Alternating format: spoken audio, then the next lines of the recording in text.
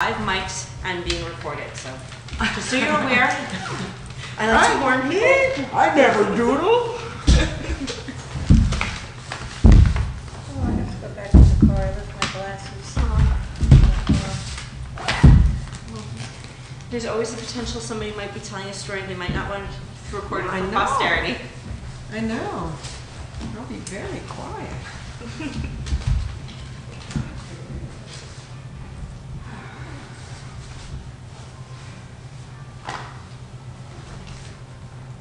Did we have minutes that we were supposed to read for this meeting? Yes, I circulated them the very next day. Yeah. I have an extra copy of the agenda if you would, or do you have that? Nice. That would be great.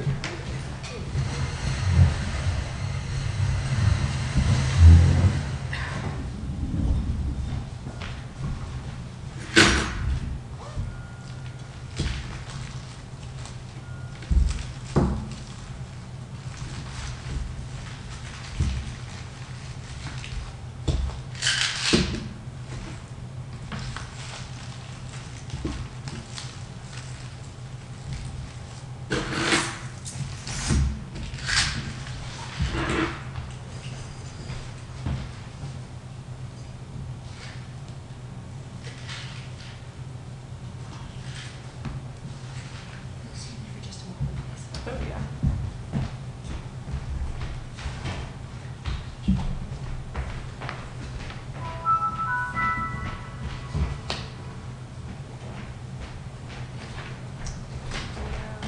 This is February 26th for the next meeting, but that's a Friday. Oh, it says February? Yeah, at the bottom it says Tuesday, Oh, it's just a mistake. but it's not a Tuesday at all. Good. Good you noticed it, but it says 2015 also, so. Uh-oh. So. Something's going on.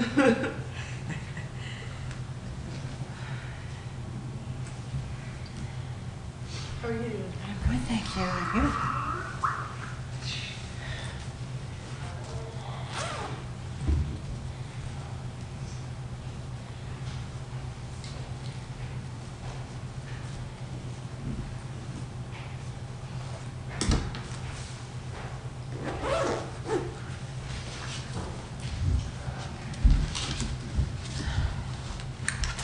Hi. How's everybody? Did she tell you the mics are on? We're all sick. I figured Yeah. you guys would be in Kind there of with the recovered. pitch pipe tuning up to sing. And, Yes. you know. Well, How are you? Happy New Year, everybody. Happy New Year. so he just came back from Florida, wasn't it? I did it in 2 weeks, Fort Lauderdale. You're lucky. And we only had about 4 really good beach days. Yeah. And I can tell, I appreciate the sympathy you guys are showing me. No, I understand. I was down there and, Good weather, considering. Yeah, yeah, they rebuilt from Kathy's visit. yeah, I was, some days were good, some days were not. Yeah, everybody have a nice holiday? Back to work? Oh, yeah. Yeah? Back at work. Oh my God, what now? What is that? What is that? Oh, cool. I suppose I'm gonna need my glasses, aren't I? Happy New Year! Happy New Year! How are you? Well, thank you. How are you? I'm okay. Glad to see you. Did you enjoy your time in the sun? I was just saying, there were only 4 really good beach days out of the 14 I was there. Were That's the terrible. other times What I learned is rainy that- or cloudy or? Raining, Or cloudy, I cool? mean, it was just, and a little cooler than you'd like. I mean, but frankly, when it's cool in Florida, it's room temperature for us. Yeah. You know? So, yeah. So did you swim? We did. We did. We did that everything we wanted to do. Huh? How about that Bonnet House? The Bonnet House. Oh, Bonnet. So It was Bonnet. Someone corrected me. I said Bonnet and they said Bonnet. the people there pronounced it Bonnet. I would have easily pronounced. So you Oh, know about the Bonnet House? I don't. So this is really cool. So in Fort Lauderdale, this artist, whose name is out of my head right now, married a bunch of times, but his last wife was a woman who was the daughter of Birch. Birch is the guy who bought like mega miles of beach I thought that was the land. first wife. No, it's his last, I think. You might have the story right. And you went there, though. You saw it. So you heard maybe the same stories I Well, had. the Bonnet House, it was first. The Bonnet House, it was the third. Okay. So, anyway, what they ended up, he built sort of a really interesting house out of cinder block in this large compound right on the beach. And this was back when, like, the highway, A1A, which is like the main artery along the beach in Fort Lauderdale, was a dirt road, okay? And so the property is amazing, and it's got a bunch of water features, and it's really phenomenal. You guys ever been to Olana? No. I've heard of it, but no, I've never had the Okay, pleasure. that's important. Have you been to Olana? No. Okay, so maybe we'll have to do a class outing. Ooh. Olana is the church, is by Frederick Edwin Church, who's a painter in the Hudson River School, and it's up in Hudson, New York. And you maybe have seen pictures of it or heard of it. It's a Moorish-style mansion, and it's a very quirky house. But again, it reminded me. The point is, the reason I bring it up is Bonnet House reminded me a lot of Olana. Not, although there are all kinds of exotic things about both houses. The thing that really, was similar was that they were artists. They both had studios. They were both, rather well-to-do folks who wanted to build kind of a showplace for art and culture. And the big difference between them is that the interior spaces at Olana all look out on the spectacular view of the Hudson River and the mountains. And that's kind of what it's known for. And in fact, he created this amazing winding road to get up to Olana for his guests to take in the scenery. It's a beautiful, beautiful place, and you ought to go. It's really worth it. Wait till the weather's nice. Yeah. And the thing about, that was funny about Bonnet House is that Bonnet House, because it was pretty wild back then in terms of, crocodiles and lizards and everything that flies around the tropics, he actually built a large walled-in garden around a fountain. And it was all sort of facing in instead of what you might do today, which is build up so you can see the ocean. There was some ocean views, but not really. That's not what it was about. So that was kind of interesting. And also, I've never been in a mansion built of cinder block before. That was kind of impressive. But he thought it was just a very practical material to make it out of. And it was those blocks were made on the site from the sand. It's like, okay, makes sense, Do right? they look like just commercial cinder They blocks? do. They don't. There's nothing fancy about them. He did a lot of fancy things to them in terms of paint. But anyway, it's a terrific visit. I recommend it, and we should go now. It's beautiful. Huh? What is that? Oh, wow. Oh, that's Bonnet House, right? So that's it. That's yeah. So it has this. You walk through those doors into the garden I was describing, and all the rooms are sort of off of that interior space right there. And then there's a second building. There are a bunch of outbuildings, but there's an outbuilding that has a really cool tiki bar out of built in. It looks very 60s sort of James Bond, kind of. And there's also a wonderful greenhouse that has all orchids. He had a lot of really exotic plants. Oh, yeah. So anyway, that's my story. And everybody get what they wanted for Christmas? Still didn't get that pony I asked for. So we have an agenda, and we're going to try to blast through this if we can. I did bring something for show and tell. I have something for you in my car. Remind me. You do? before we leave, yeah. Ooh. Oh, the mayor's on his way, by the way. What's that? The mayor's on his way, by the way. Okay, should we wait on him, do you think, or no? I wouldn't be the person to decide that. Okay, well, was he on his way as in down the corridor, or? But he just sent me a text message that he was on his way. Okay, so listen, so why don't we take a couple moments here just to kind of get caught Try up. to find those minutes. I was also looking for the minutes and couldn't find them. I have them. I circulated them, I think, the day after the meeting. Did you? I remember receiving them Too long ago, we were much younger. So, I can just recirculate them, that's fine. Do you want to pass these down? Take one, pass them down. And we'll leave this for the mayor. I thought this September was 29th? interesting. No. That's about the one, September 29th, minutes I have. Oh, my. So, Would be November something. I would like a motion at 6:07 to call this meeting to order. Is there a motion? Yes. So moved. And is there a second? Any objection? All, second is Kathy, all set, let's go. We always start with public input, and there's no public here to speak, although they might be in other rooms speaking up a storm, and we don't know it. And we usually start with a discussion of the law if there are any questions or comments about it, but I think we're going to go right to the issue that you raised, Ellen, that I put on the agenda, the approach to tenant homeowner selection process. We've had some email communication back and forth, just the two of us, so it didn't violate the quorum or anything, and it certainly didn't violate public sunshine laws. Just sort of trying to understand what it is that the law provides for and what it doesn't, and what our role is relative to the affordable housing units that are created, and what I think its limitations are. And I think you had some questions and comments about that, and do you want to take over from here? I felt like we needed discussion of this question because in the last,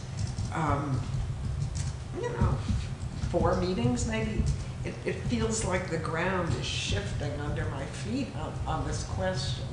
It came up in particular because with the cover letter that went with the application that I wrote with in the unquestioned belief that we all thought that the priority waiting list criteria led up this kind of very elaborate staircase to a tenant being selected for a unit. That's how I read what's down there in the statute. And so I wrote up the cover letter just according to that statute. And since then, with the introduction of the idea of a recommendation policy, it's been further and further, it seems to go further and further away from that what we would be doing is maintaining a selection process, and that the selection and criteria and all has shifted to the landlord and the developer. And so when I kind of realized this, it felt like we had 2 selection processes going, or it might feel that way to anybody who went through that application. And it was disconcerting to me, and I felt it would be disconcerting to other people. So I felt like I wanted to check in with people and find out, what do you think is the selection process? And are we on the same page about it? And is there a way to get on the same page about it even though we have disagreements? I mean, I think clearly there were just like issues of disagreement that came out to focus by the discussion that Guy and I had. And I don't know if either of us moved each other in another direction, but it would be good to get on the same page somehow with what see what agreements we have. And Can I make a comment? Yeah. If I lived in a housing development and my neighbor lived there also, and we both put in an application, I did not, and I put it in before her, I did not get the unit, but this person got the unit because she knew somebody that knew the landlord. I mean, it sounds like this is such a bogus program. Well, I hear that. The fact is that it's entirely possible that a personal reference for a tenant would be persuasive for a landlord in terms of who would be his selection for his tenant. That could happen, and I would almost be surprised if it never did. And again, what I've said is that this law, the law that we are administering here, as I read it, doesn't allow us to substitute our decision making for the decision making of the landlord. The landlord gets to, just as always, gets to choose who he's comfortable having as a tenant. And we're not evaluating every aspect of criteria, as you know, that a landlord would. A landlord will do probably a credit check, most do. A landlord will look for previous landlord references. We don't. None of those criteria are criteria for us. Our fundamental job, as I understand it, is the first cut, the first threshold. You cross the threshold of eligibility, and then once you cross that threshold of eligibility, if you have a special eligibility for the ranking, you advance it onto a different kind of list, and for in that selection process. But ultimately, we're gathering data on housing need and pre-screening applicants for housing units on behalf of landlords to document a need for those units. We don't choose their tenant. And that's my understanding. Look, tell me where you think I've got it wrong. Can we legally ask people that apply through the landlord to fill out the application form here? The application, what application? We're allowed to have this form that we have right. to put people on our list. Right, but can we add, if someone goes directly to the landlord, can he rent to them? They might, and I think that their job, the landlord's job, will be to refer them to us as well. Okay, good. Okay, so it doesn't happen without us, but it's the decision making is not ours.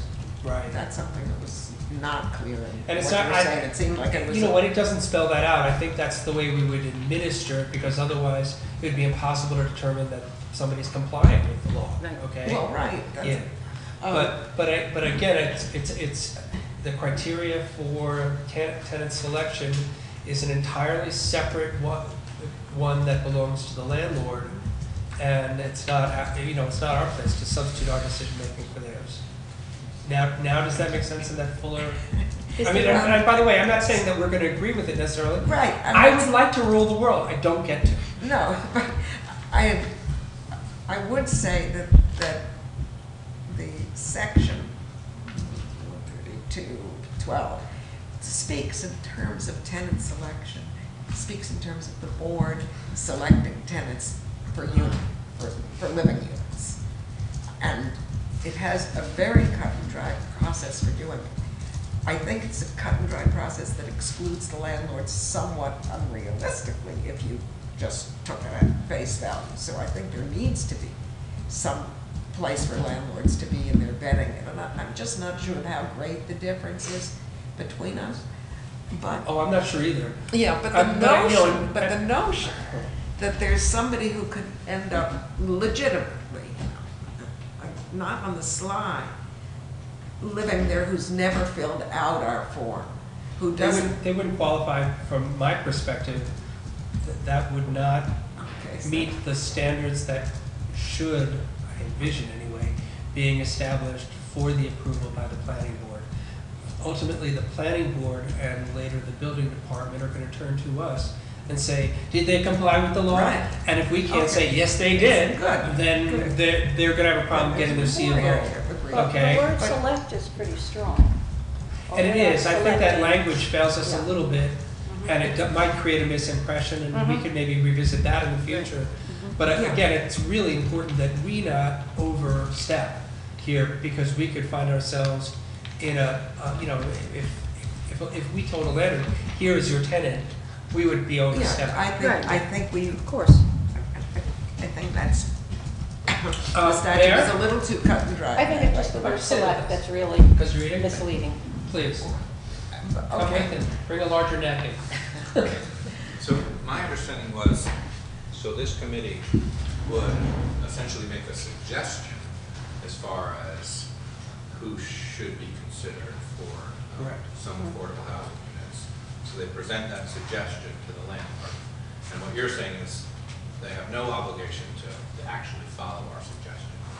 But what they are required to do is to still, they can only then rent that apartment or sell that apartment to someone who is considered eligible for affordable housing. So they could have their Well, or own. who goes through our, or And who we goes still have to through our certify them. process. I mean, that's, Right, So so, couldn't they say that they have their own process where oh, they've that's what we're arrived trying to at, figure out. like, this is our, you know, this landlord says, well, I think that person.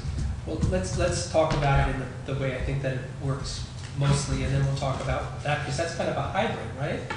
Let's assume that we have a landlord that has created one affordable housing unit, to simplify it, and we will hand them a list of eligible tenants, and let's just assume it's a rental, and that those tenants will be identified as income eligible, meeting that requirement, and they will also be have the other eligibility criteria that comes from the reference points for preferences, right?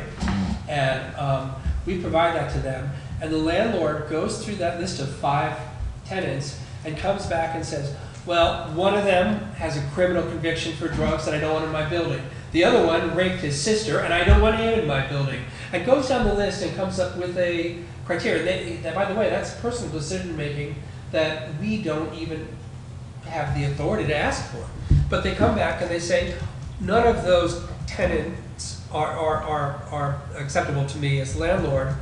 I'm going to reach out and identify other folks and send them through your process so you can deem them eligible so that we can also talk to them and try to find a tenant. At the end of the day, we don't get to substitute our decision making for the landlord and say, well, I appreciate that one of the 5, none of the 5 meet your standards, but they all meet ours and you have to choose one.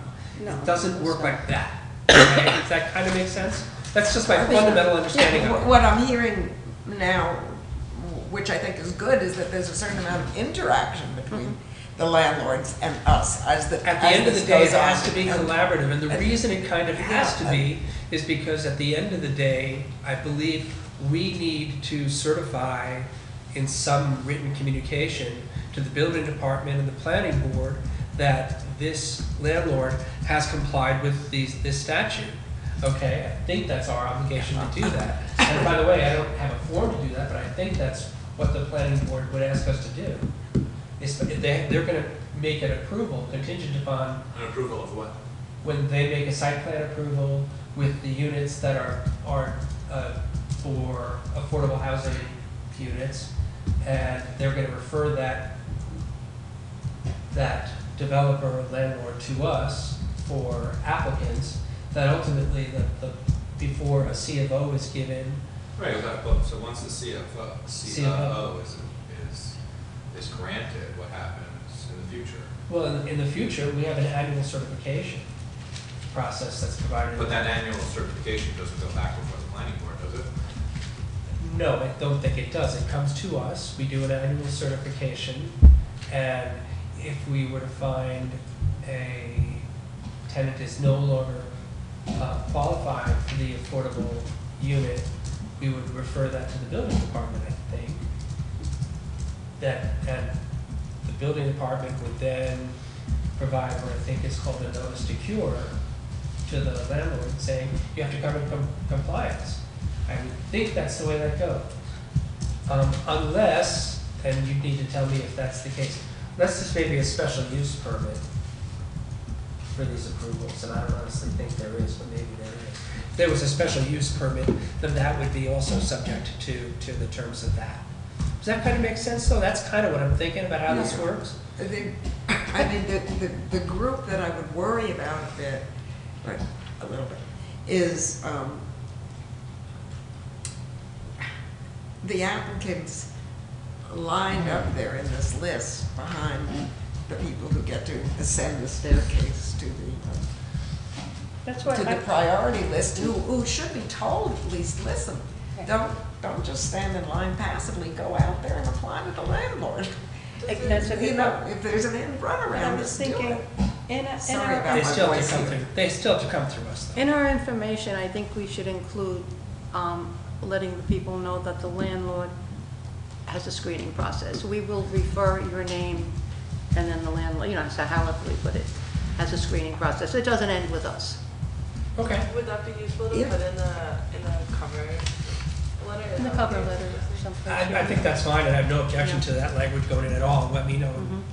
But I guess the point that I would make is my experience about this is that folks that even get on waiting lists for built units don't generally read and understand the criteria and the process for how they ultimately get a unit, and sometimes they hang on those lists for years. We administer a bunch of those for various projects at RUPCO. I'm not really involved with that, that's a property management thing, but we periodically, after a couple of years, will reach back to folks who've gotten themselves on the list and maybe even are ascending on the list, and the opportunity for an apartment isn't that remote for them anymore, to determine that they're still eligible, that they're still waiting for it, that they still want it. But that's just a fact of the way that those lists work. But those are real waiting lists, okay? We're not really assembling a waiting list, okay? We don't have any units. And ultimately, I think it'd be disingenuous to call it a waiting list. Does that make sense? Of course. We're waiting for the building, but. Should we take out then, because this does say you can apply now for a place on the waiting list? Yeah, that language is probably Okay. incorrect. I tried to put together, Yeah, a substitute cover letter okay. that, it's just the best notion I have of the process we've been talking about. I'm sure that you'll find things there that I've misstated. But that if we could massage this a little and come to something that can agree with all of us, despite maybe different views about how some of these things work, then we could all be on the same page, more or less. I know it doesn't hit everything. Yeah, language really does fail us, a little bit in all of this, okay? We're used to using language in a certain way, and I don't want to create any misinterpretations or misimpressions. But I am mindful of the fact that some things you need we to. could create a perception that we are overstepping our role. Yeah. Does anybody mind if I give myself a little cold mix? No, is that vodka? What do you? Did you bring it up for everybody? No, it's a little something for try to get this Okay. thing I out have of such my a throat. cough. She doesn't look at all well. She really needs You something. say I have a cough? It's a little bit of. Okay, so with all of that said, are we close to being on the same page? And I guess what I'd like to say is, can we declare this kind of good enough an understanding on how this will work? I was thinking about this question, this isn't single payer, this is Obamacare. It's something of a compromise to get where we want to go. And there's also that component of, we need to kind of start this engine up and see how it works, to know what's inside of it and how to improve it. We'll ultimately make recommendations about that to the village trustees. Kind of makes sense? Yeah, I was hoping I a lot just- of information could come out on Facebook. Is that? I was hoping a lot of our information could be placed on Facebook. I think it should be. So when I did this, I Find us on Facebook. made it very large, so I like people, that. yeah. We just haven't created the page yet. I think that we had a conversation. We were on Facebook, I checked. Oh, no, that was the, I think we are on Facebook. Village of New Paltz is on Facebook. Yeah, but Most we're- definitely. Right. We don't have a separate. You don't have a separate, And- that's fine. There was some question about whether, I don't know, I have not seen what the policy is for the village. Can we have our own Facebook group? I think we just officially have to get the village to agree to it, but I can ask if we can have that. So what was I Okay. reading where you had all these I'm not on comments? Facebook. What? What was I reading? That was the website. Oh, that was the website. That's the village All right, website. okay. Which has been I'll have to modified. get a It was Facebook modified, page. yeah. All right, so then I'll ask to put that before the board tomorrow night to just, for the rubber stamp. Okay, so, So do is you there, want to take this as a substitute letter? I'm comfortable with that, although the language on waiting list was a question. Is that in this version? This is what I just wrote to try to get waiting list out, Thank you. to get other things out. Okay. It's, as Kira said, it's a little more upfront about where we are. Okay. And I'm not sure that how much upfront you want to be. Did you want this, Tim? This is great. You just, this is when you say when actual units are built, that's good. It's so clear and become available. I did it because I felt like, I realized I'd never seen a written statement of what we think our policy is on this. So, but you put it down,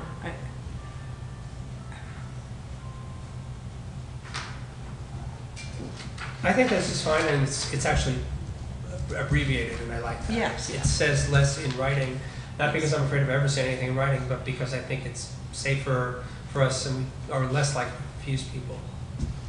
But this last sentence, landlords and sellers will choose tenants and buyers based on their own application? And we don't honestly know that that's true, by the way. well, I put it in brackets because, you know, I wanted us to consider whether that is the policy. Do we want to say that is the Well, policy? how Do we about, need to how about just landlords and sellers will choose tenants based on their screening process?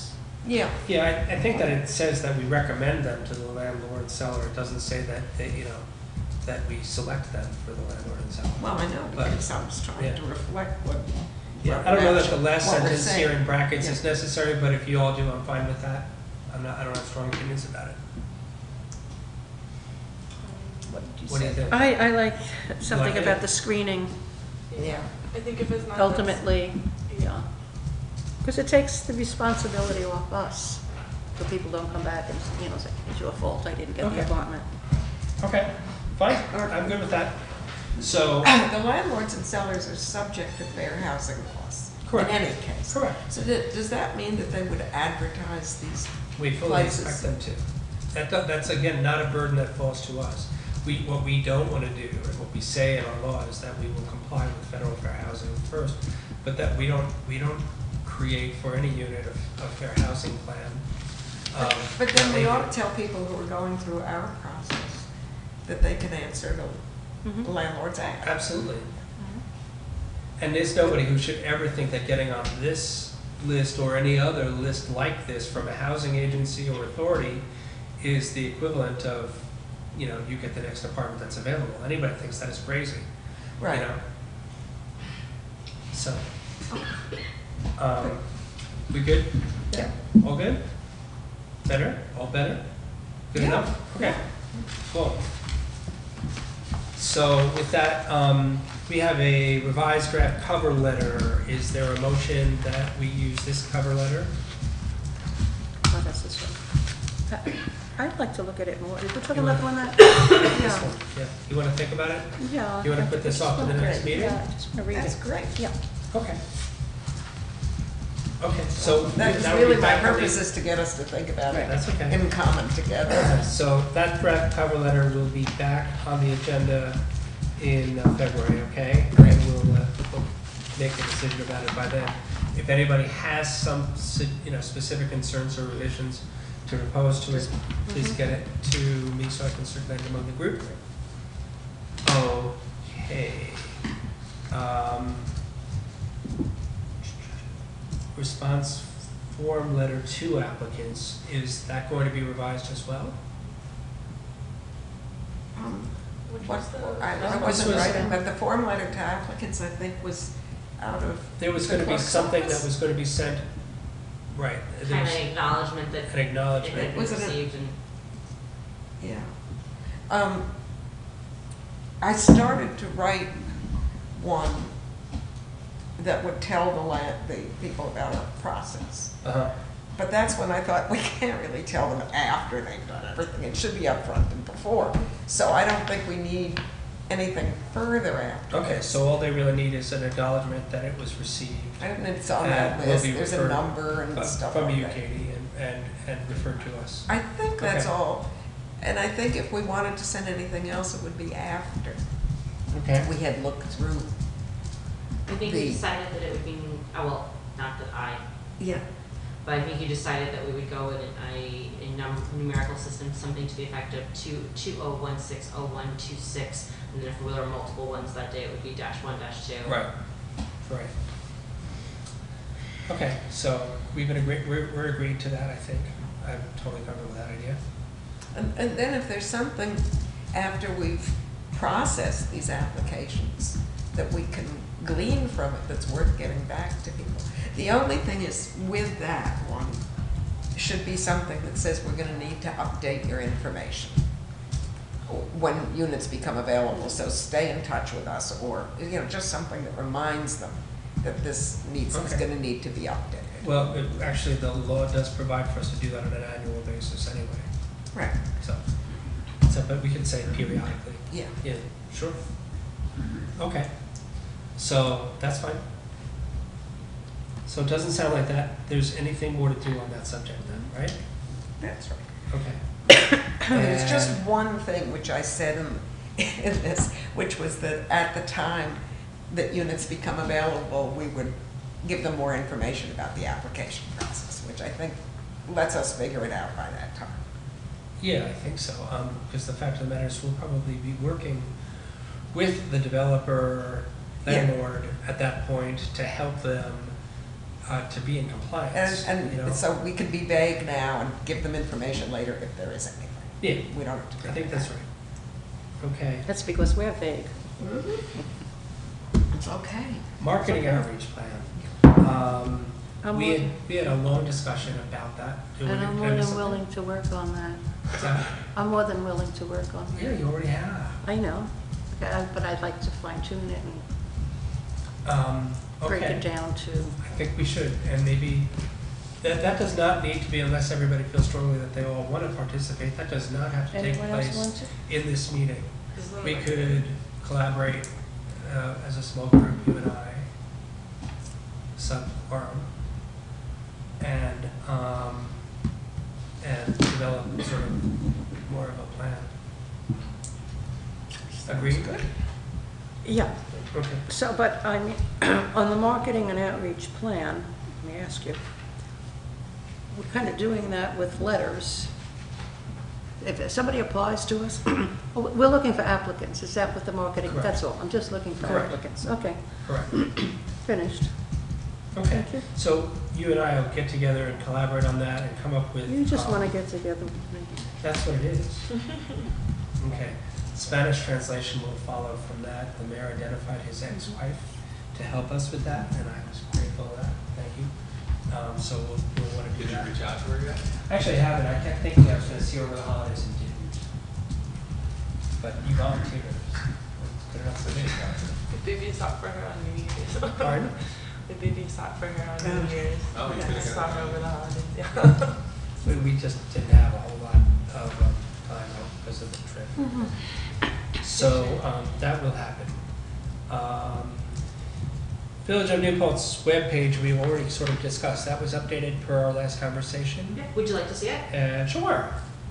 Give me one moment, I'm just shooting off an email to the board asking for permission for your offshoot page. Okay. Okay, here we go. Do you want to come around for? So look. I think I We have a visited road trip? once and sent you a message along the way, right? Yeah. So it's under the boards and commissions page.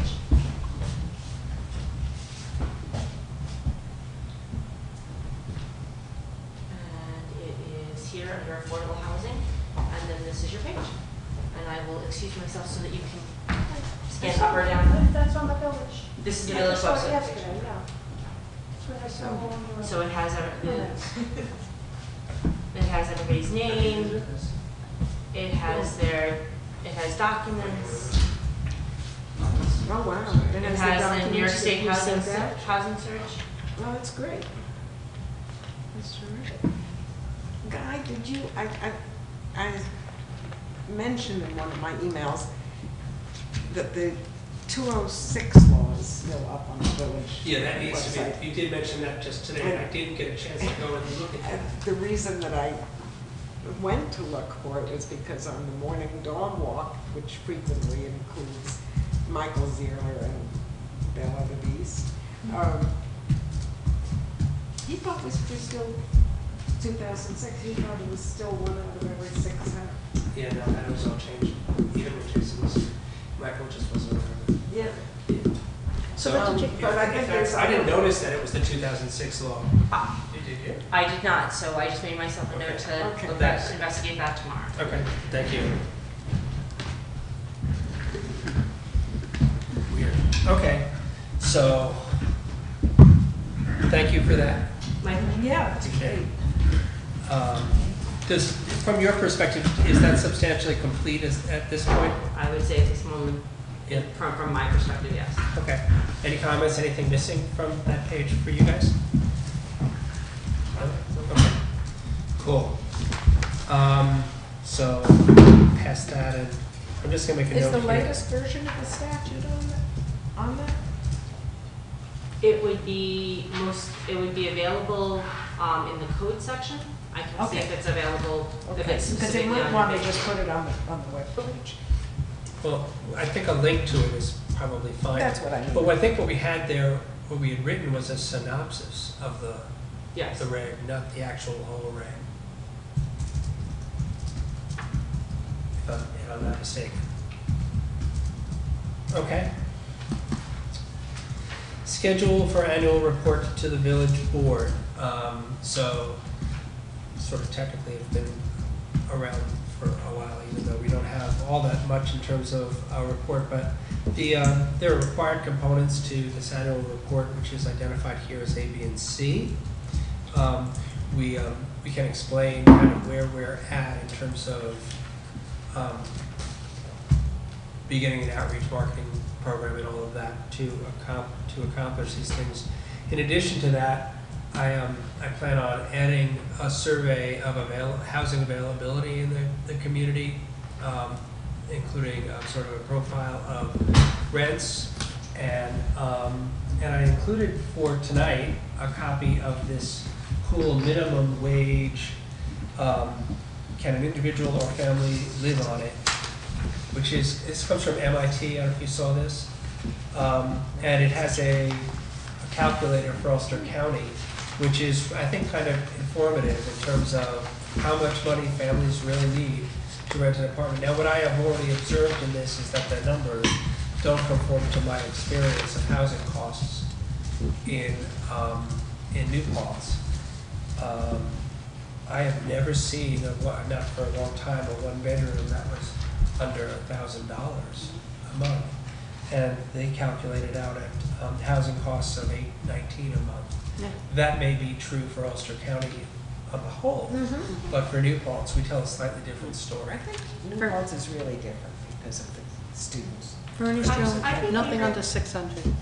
I'm sorry, I didn't mean to Please. interrupt, but I've been watching the New Paltz Facebook page and also the Highland Facebook page, and people either looking to rent apartments or people who are looking to take apartments, and people saying that their apartments are 1,100, 1,300, 1,500, and somebody saying we can only do 1,050 in the neighboring areas. So So a couple of years, actually, when Jason was still mayor and this law was first being revamped and brought forward again, I did a survey of the cost of housing in New Paltz, and I'm going to do that again. I'm going to go back and It's really good stuff. yeah, I think that was helpful. To the board? Yeah, I'm gonna go back and do that. It's probably about 4 hours worth of work, but I think it's actually really informative, and it'll help the board certainly understand sort of the profile of housing need. And the other thing I wanted to say about that is that it's sort of been percolating around. It started coming to me from Woodstock, and now I'm hearing about it from the county planning office as well as the county controller's office. There's an increasing alarm about the Airbnb platform and how that may be, and I don't know that I think this is true right here, I'm just reporting what the alarm is, and then I'll talk about it. The alarm is that accessory apartments that were advocated by the county planning board are rather than being available for year-round rentals, are now being devoted towards Airbnb, and as a consequence, they are exacerbating the short supply of housing and in fact escalating the cost of housing. It's happening worldwide. Cities are losing. I housing appreciate stock that. Now, I work for a housing agency, and I have to tell you that that may be happening, Yeah. but I have yet to find or hear, it's anecdotally, anything can be happening, but I haven't met anybody who tells me the property I lived in was sold, my new landlord had terminated my lease and converted to an Airbnb. Never met anybody who said that, okay? I just haven't met anybody. Right. No, It's possible it could happen. And I gotta tell you something, I'm an to complete disclosure, certainly Kathy knows, I'm an Airbnb host, okay? My house has an accessory apartment that is a year-round rental. I have tenants that have been in it for now 2 years. That has nothing to do with the suites in my house that are Airbnb, which were never affordable rentals. They are simply surplus rooms and suites in my house that I've devoted to Airbnb, actually create additional housing supply, if you think about it that way. And the criticisms and concerns that I hear about impacts to communities about Airbnb don't really have a lot to do with our law, it seems to me, and don't have a lot to do with our housing supply generally, but they could. So I'm starting to look for that information, and if you guys have any information about that, if you hear of that circumstance, I'd certainly like to know about it. I know maybe that's an opportunity for some discussion about that. Well, as usual, Huguenot Street is like a microcosm of the world, because at one end of Huguenot Street, there was a family that did Airbnb and drove their very, very close neighbors crazy. So they put a blanket, a blanket ban on the whole of Huguenot Street for rentals less than 6 weeks, I think it is, something like that, which really changed a lot of people's habits who used to be able to pay for vacations by renting out their places and stuff. And so it's not a comfortable fit to just do these blanket rules. And I do have an opinion about the right answer to that, and it's one that I volunteered to the county planning board to provide some guidance to them. yeah, And my suggestion is that the village got it wrong. Am I allowed to say that on tape? The village got it wrong. That law, that regulation that prohibited the use of temporary lodging in the historic district was just wrong-headed. And I said so to Jason West at the time, and he seemed to agree with me. He voted against it. The problem in the first pass, thinking about it, if you go to Colonial Williamsburg and you were to tell them, oh, you can't have boarders or temporary lodging here, it's incompatible with an historic district, they'd laugh at you. well, no, I told I guess I didn't tell it to the board, I told it to the Historic Preservation Commission, that when I travel, I go stay in a historic district, it's great. It's what people want. It's part of the authentic experience of visiting a place. Yeah. And, we can talk But about it was just the habits like a of little, millennials if we people want to. get really. But I agree. The problem that was encountered on Huguenot Street had to do with that being a non-owner occupied Airbnb. None of my neighbors object to my B&B because it's a home occupation. I'm there. Very individual supervising it. circumstances that I think the most worrisome ones are when people, as you say, when people buy it as a speculative investment. Right. And, scoop it up that way, and they're not there. So in the form of a special use permit or some other kind of regulatory approach, non-owner occupied Airbnb, which is really a commercial enterprise, it seems to me could be approved under certain circumstances with some level of management and oversight.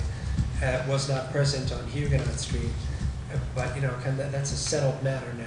I guess I don't care enough to open the question. I have neighbors that come to me about it and say, "Do we really?" Can I throw out a question for you? It's a little, Sure. very much related to what you're discussing here, but not necessarily affordable housing. So this idea of owner occupied. So if you have a single family home that's owner occupied and it has a legal accessory apartment, we seem to be comfortable with that in the village. I think it's actually in New Paltz it was promoted. Mhm. But I think the challenge with laws, how do you write laws like that that are enforceable? Like, are we setting our building department up for failure? Because it's very easy to have something that's not owner occupied where the owner might claim that they live there, but they don't.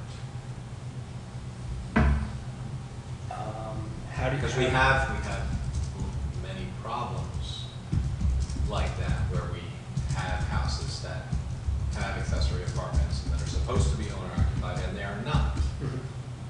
And that is not easily enforced. No, it's not. But periodically, I guess neighbors will turn in their neighbors if they feel that it has an adverse impact on the community for some reason. But again, so your neighbor says they don't really live there. So where's the line in the sands in terms of proving residency, not proving residency? Those are really difficult. Yeah, they are. Very difficult heavy lifts. They totally are. And I don't know that I can solve that. I don't know that I can address that issue. But what I can tell you is that it seems to me that if you are a B&B that you don't live in, and that let's just stay with the Airbnb for a moment. If it's marketed as a full residence that you're marketing on Airbnb, which is a publicly accessible marketing tool, then it's incompatible with a single-family occupancy. And if there is no accessory apartment, which is probably the case, then it's a violation, right? It would be violating that code if you adopted it as a regulation.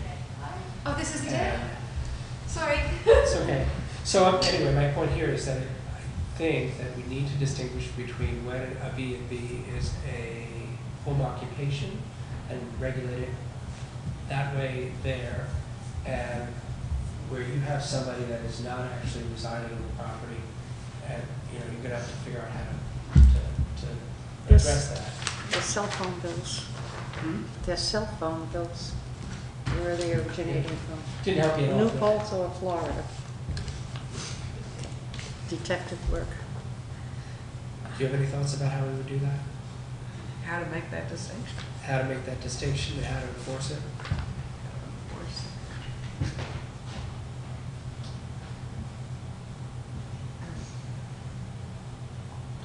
Well, let's think about that, and if we have any thoughts about it, let's refer them to you. Okay? Because a lot of it is also midway between. It's like people going on vacation. That's not our role, right? Yeah. Or That's affordable not our housing. role. No, thank goodness.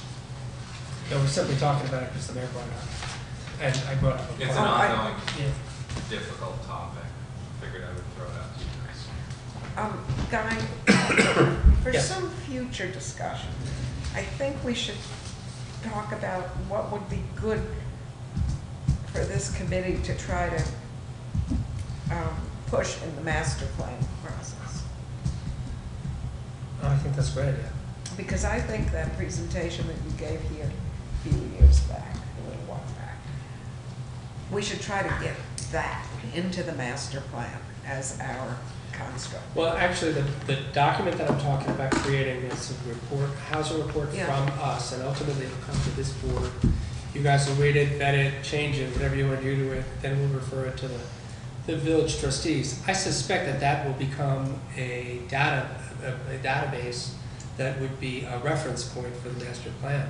But also include that notion that different localities have a moral obligation, that there's a certain assigned amount of affordable housing that one ought to have. Oh, you're talking, okay, Yeah, you're I talking can't about the remember. Tri-County study, Yeah. which is of course today dated, but Yeah, which but is, still provides a basis. it does. It It does. provides a numerical basis. Anyway, we can talk about that later, but I don't Have want you to lose looked that. at the Tri-County study? So you can actually access all of that data on the county planning board website, but it's called the 3-County Needs Assessment for Housing. But I will, next time I see you, next time I come to Village Hall, I'll bring a copy of that and put it in your hands so you can read it. Because it's actually a fair amount of data to try to navigate through online. Do you think it makes sense for you to touch base with the current master plan committee just to give them a sense of this concept and how it might be considered, like sooner rather than later? How would I do that? Fran Wishnick is the chair. Okay, I know Fran. Sure. Maybe you could even like come to a meeting. Okay. Their meeting So- next Tuesday has Dennis Doyle coming to it. I can send you the details tomorrow. Sure, could you? That'd be great. So I'll try to make it to that if I can, I will. But Or in if not either that, case, another one. yeah, in either case, I will make an effort to raise the issues of housing. It would be unusual for a master plan to not address housing. I mean, it really would, you know? The current old master plan has a good section on housing. Yeah. But when I went to those PACE seminars sometime back, what they emphasized was that if you don't have a numerical goal and, and some positive features about why you need to do this, the general statement of need for affordable housing will always be in there, but it will never be enough to support affordable housing when it's matched against open space or this or that or the other things that people really want, you know. So you need, in order to support new ideas that might come in, you need something in there that's like, you know, very solidly, we need this many and we're not getting there. Sure. Yeah. And I totally agree. I think it would be great to have your voice at that meeting, because we've had several of these committee meetings and I've never heard anyone mention affordable housing. Which committee is this? Master The plan. master plan. Oh, the master. Yeah. So I should make that effort, and I will. That's great. I sent myself an email, I'll send you the information in the morning. I believe that it's 10 o'clock next Tuesday, but I'll get verified. It's 10 Did you say Michael? No. I sent Michael, I thought you said Michael. No, I sent myself an email Yourself, thank you. so that I will send the information Okay, to you great. first thing in the morning. Thank you. No problem. Okay, and I'll definitely put that on my radar. Do you know how many apartments, affordable apartments are at Meadowbrook? What percentage of the apartments there? Well, they're all income, they're all No, they're income not. eligible, but some are seniors and some are Yeah. family. But I think There some were are two regular phases. too. I don't believe there's any market rate there. No? Sometimes people sort of grow into it. won't they? Well, that's not uncommon, but that's not the same thing as being market rate. So typically, if you are eligible for an affordable unit, if you live in an affordable unit, and hallelujah, you get a raise, you're earning more money, you're doing great, but you don't want to move from your community, of course. You love your neighbors, your neighbors love you, and you know, you're not a millionaire, you just earn a little more money than you would. Typically what happens is that the rent that you pay simply reverts to a market rate rent, right. and you stay there until you choose to leave. Then does another unit become an affordable housing unit, or? Not always. Okay. So in the environment that Meadowbrook, for instance, where all of the other units are already affordable, that's not like the way it would work, right? And we don't have anything in our law to require us to do that. Okay. Well, so if a place here was built and they had, I don't know, like X amount of units, but it's 10% have to be affordable? Correct. So then if that happened with one of those units, would only 9 then be affordable, or then another one would have to become? Actually, what our reg doesn't do what I just described typically happens. What our reg says is when you're no longer eligible for an affordable unit, you gotta go. Okay. Okay. I thought it gave people 2 years or something. Yeah, but over time, But you have over to go. time, right. That's And, great. you know, and we could talk all night probably philosophically about whether that's the right thing or not. But, you know, in any case, in the case of Meadowbrook, as an example, where people have, you know, their income has now exceeded what the eligibility would be, they're entitled to stay until they choose to leave, but they're just a market rate rental for that family or tenant at that time. Okay. Make sense? Yeah. Yeah. So, and you know, I don't think we want to displace people or disrupt communities either, you know, so.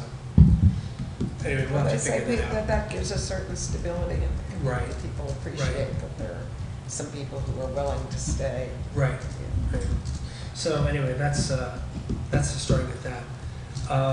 So hopefully by February, the February meeting, I will have a draft for you that I will have circulated in my spare time of the housing needs study and report to the board, and hopefully we'll be able to review that and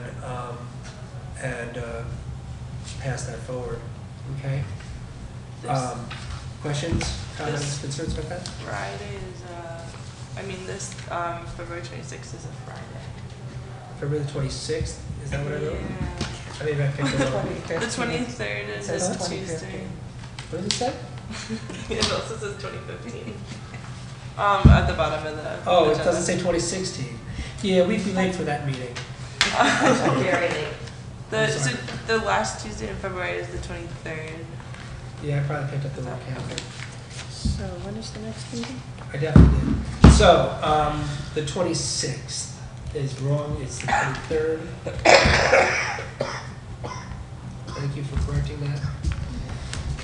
But before we get to that, new business, old business, anything else that we want to talk about? Old That's- business. Old business, what you got?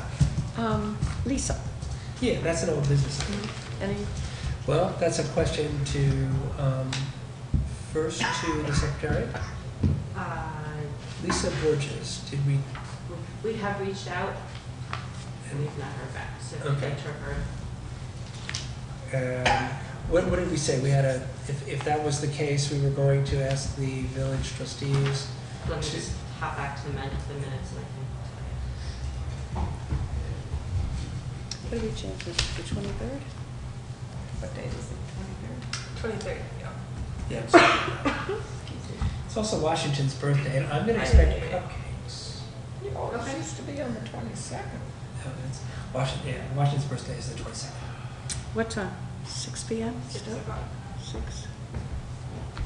Sorry guys, I'm just quickly checking the minutes from last meeting. Which I recirculated so that you'll see them again.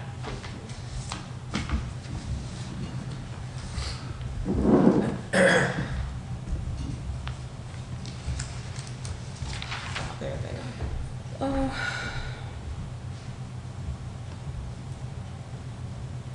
10 days to respond. And that 10 days has lapsed? Yes. So, can we ask the village trustees to act on this vacancy? Absolutely. Okay. Why don't you authorize me to double check it with the village attorney, and then if he gives it go ahead, we can. Do you need a motion or that stuff? Absolutely. Okay, so I would like a motion that we ask our secretary to refer the question of the vacancy on the Affordable Housing Board to the village attorney to direct us and the village trustees how to proceed. Say so moved. Kathy moved. Is there a second? Okay, give a second. And all in favor? Aye. Any opposed? Okay, so let's do that, and let me further revise that motion, if there's no objection, to include that you could act on that direction, and, yeah, okay, thank you. And that settles that matter. Any other questions of old business, new business? I have to pick up my granddaughter. It's 7:03. Is there, do I hear a motion to adjourn? I make a motion to adjourn. Is there a second? Going home. All in favor? Feel better? I do have stuff for you in my car. Huh? I have stuff for I'm you. coming to your car. Yeah, I have to pick up my car. Yeah? Okay. Guys, I'll So, send you an email to update you on the 2006. I'll send you an email to give you the Thank you information on the master for plan, and I will let you know what the attorney says. perfect. And I'm going to invite you guys to read this, and if you have any comments, let me know. And if there's any discussion points at the next meeting, let me know. I want to invite you to my